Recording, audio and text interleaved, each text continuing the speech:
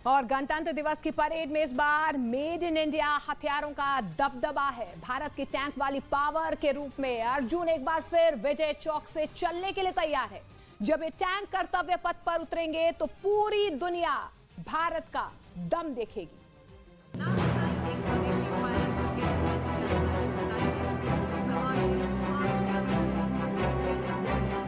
2023 में अर्जुन ने अकेले इस परेड में बड़े हथियारों की कमान संभाली है।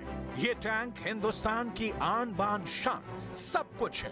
पूरी तरह से भारत में तैयार इस टैंक के साथ भारत की फौलादी धमाकों वाली पावर कैसी है, दुश्मन इससे क्यों घबराता है, क्यों 1965 से लेकर 1971 इनके धमाकों की कहानी लाहौर से लेकर मुल्तान तक मशहूर है।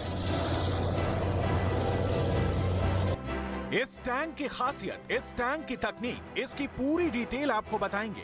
फिलहाल टैंक की अहमियत समझनी है तो आपको यूक्रेन के युद्ध को भी देखना होगा, जहां इस वक्त रूस को काउंटर करने के लिए ज़ेलेंस्की की सबसे बड़ी डिमांड टैंक ही है।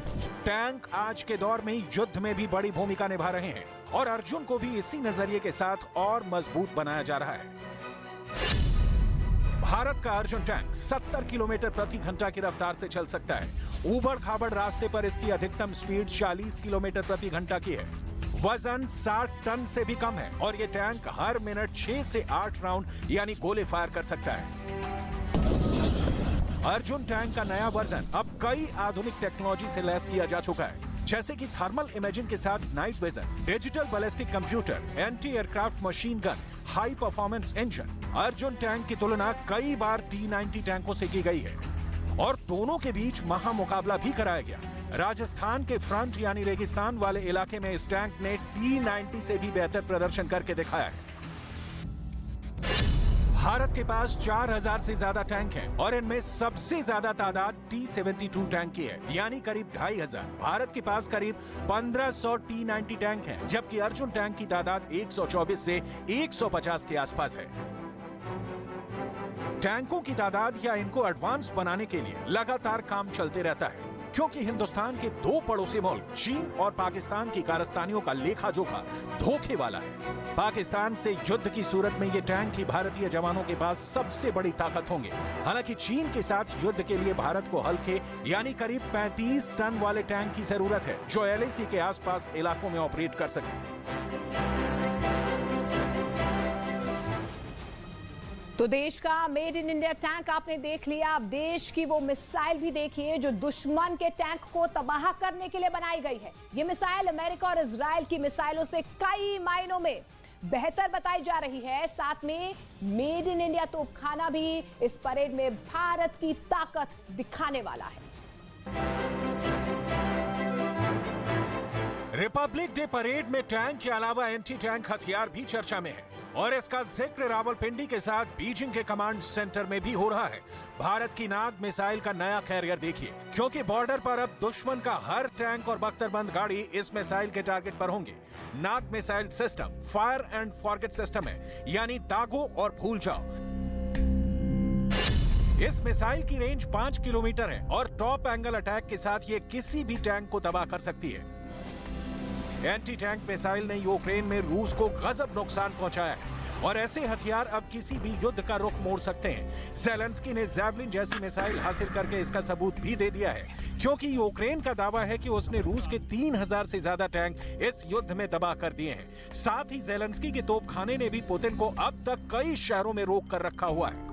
तोप वाली ताकत के बिना आज किसी भी युद्ध की कल्पना नहीं की जा सकती है और इसीलिए भारत की सबसे बड़ी और सबसे खास तोप देखिए, ये है K9 वज्र,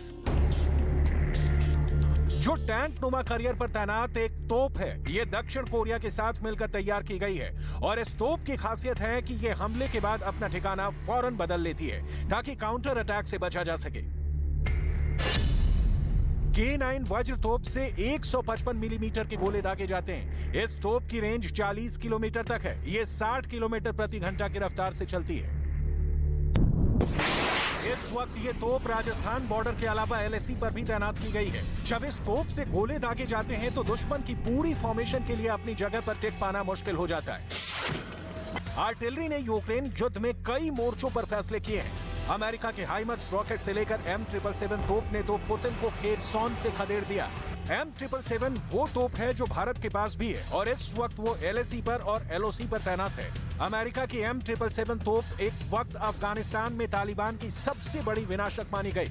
यूक्रेन को भी ये सप्लाई की गई। भारत के पास भी ये तोप चीन और पाकिस्तान की फ्रंट लाइन पोजीशन को डराने के लिए काफी है। M777 40 किलोमीटर की रेंज तक गोला दाग सकती है। M777 का वजन 4000 किलो है, जिससे ये चिनूक जैसे हेलीकॉप्टर के जरिए भी पहाड़ी इलाकों में तैनात की जा सकती है।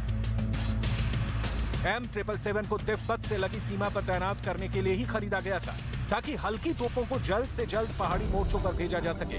अब ये LAC पर भारत की फ्रंट लाइन होवित्जर बन चुकी है, लेकिन इन सब के बीच बोफोर्स और देश की कुछ और तोपों को कैसे भूला जा सकता है। कारगिल युद्ध में पाकिस्तान को हराने में बड़ी भूमिका निभाने वाले बोफोर्स और भारत की दो और खास तोपों को भी देखिए। पहले बोफोर्स जो 155 मिलीमीटर का गोला 25 किलोमीटर के दायरे में दागती है। दुनिया इसका कहर करगिल युद्ध में देख चुकी है। वहीं M46 ये 130 मिलीमीटर की तोप 27 किलोमीटर तक गोला फायर करती है, जबकि लाइट फील्ड गन जो 105 मिलीमीटर का गोला 20 किलोमीटर की रेंज तक मार सकती है। इसे किसी भी बैटलफील्ड में बहुत जल्दी तैनात किया जाता है। किसी भी युद्ध में आर्टिलरी ही वो ताकत होती है जो पैदल फौज का रास्ता साफ करती है। एक बार रास्ता साफ हुआ तो युद्ध को दुश्मन के इलाके तक ले जाया जा सकता है। K9 वज्र तोप ये काम तेजी से करती है, क्योंकि ये खुद दुश्मन के इलाके में बहुत तेजी से पहुंच सकती है।